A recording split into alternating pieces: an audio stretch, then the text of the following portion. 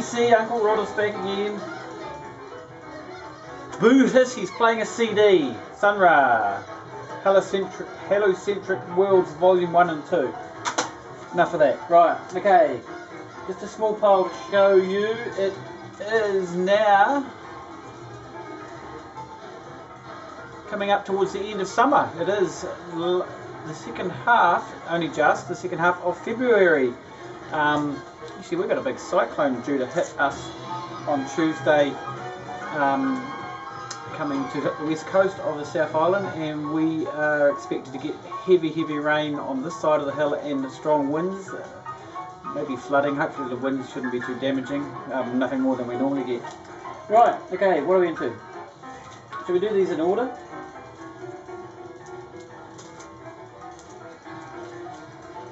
First arrival of the month, I think, for so far in February. I'm not up onto a vinyl record per day this month. I've dropped off a little bit. I have got several in the post on the way, but this is one of the first new releases of the year, and it took about 3 weeks to get here from Europe.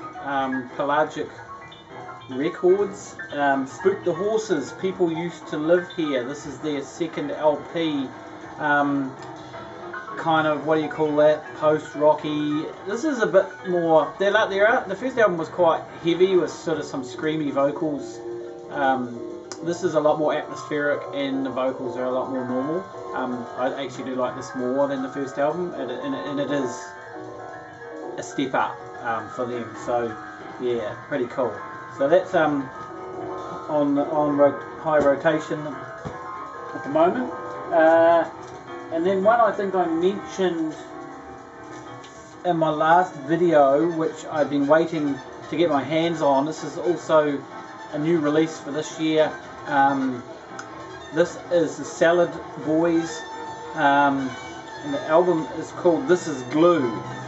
Now, I was going to go and pick this up from their gig. They had a release gig in Littleton, but unfortunately I haven't really been into town to do a lot of gigs because the funds aren't coming in as quickly as they should be, because people won't fucking pay me.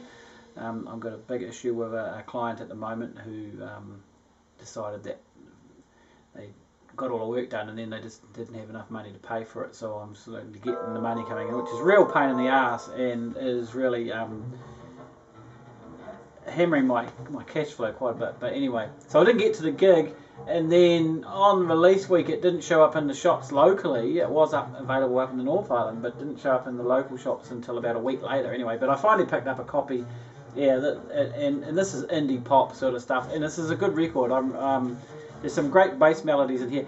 It didn't come across as good on the first listen as when I saw them play the stuff live. They played it live last year. I did see them play a lot of these songs live, and I was really impressed, which was why I was really looking forward to it.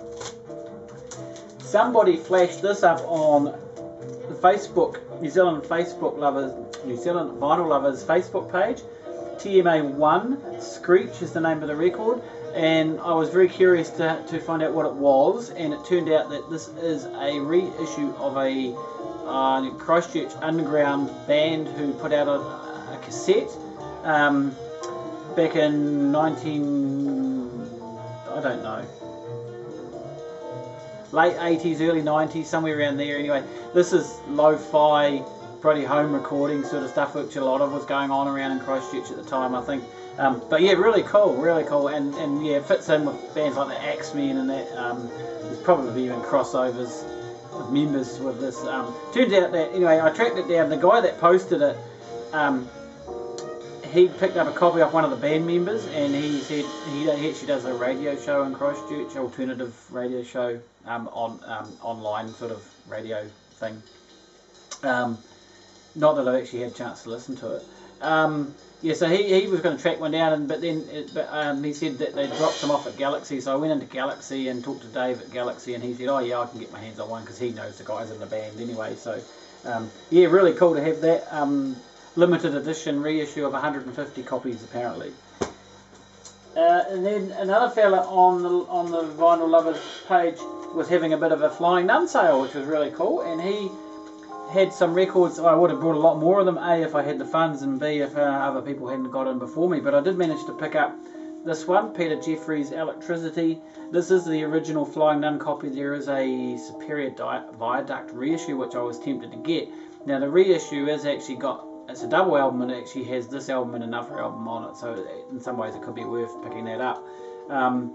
If the other one never gets a reissue. But originally from 1994, and it's actually released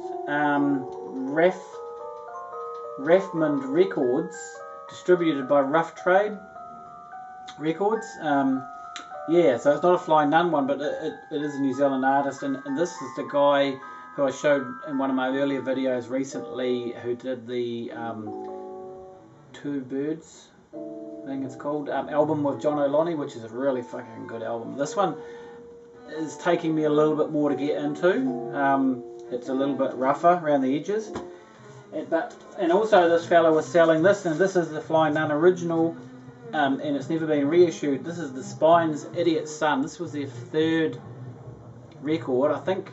Well, I think they put out like a mini album and then two albums, and this was the second of the two albums. The second album is quite hard to get your hands on and sells for well over $100 on Discogs at the moment. This one here is not so bad, but anyway, still doesn't turn up very often, and it's fantastic. And I've been listening to the Spines via a couple of tracks that Chris had played on his show, on his podcast, New Zealand Music Podcast. One track off this album and one track off their very first EP, which had been floating around in Penny Lane for quite some time. Unfortunately, a 12-inch EP with just two songs were going for $50, and I wasn't prepared to push the button on that. Wouldn't have minded picking it up because one of the songs on it particularly is really, really good. Also got a song off one of the New Zealand compilations by this band, which I was familiar with. But yeah, I really like this. Again, it's kind of an indie pop, but a little bit more darker and different. Yeah, and it's certainly not the normal Flying Nun sort of music of the time. Although there were other bands on other labels that probably would fit more into the groove of these guys, but that was a good score. Really, really pleased about that.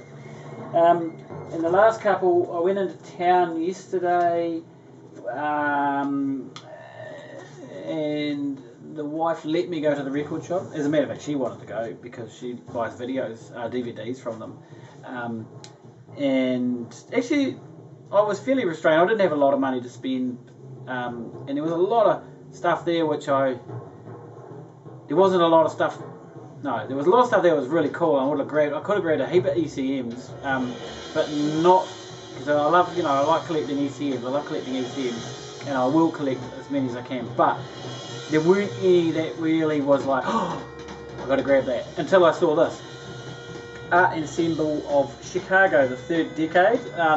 They did 4 releases on ECM. This was the 4th one, and probably the most mellowest thing they've done on that label, and a lot mellower than, from what I understand, of their earlier stuff. I have heard patches of their music, but not actually any of their albums incomplete. I know they have a couple of actual BMG releases, but you just do not see those in our shops here. So that one, and then this one, which I also couldn't leave behind, their second ECM release, Full Force, from 1980. The other one was from 1985. This is a little bit more out there, not full on free blowing and that, but it is free-ish, more freer, and I really like this. There's some quite weird stuff going on. It's a little bit different for ECM and their normal stuff. So it's a little bit slightly more different from the ECM stuff that I'm used to. 1980, ECM 1167. So pleased to get those, and they weren't expensive, and they're in really good nick.